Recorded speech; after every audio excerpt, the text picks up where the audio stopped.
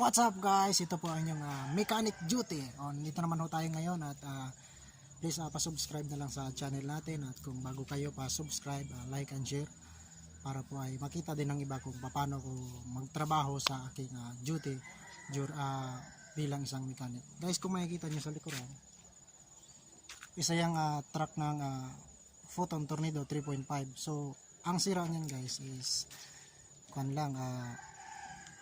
piston ring, dukot yung piston ring guys. So cylinder head, pinalitan natin yung mga valve seal at saka yung mga gasket. So guys, titingnan natin guys kung paano ko siya ginawa at ipapakita ko yun sa inyo. Tara na.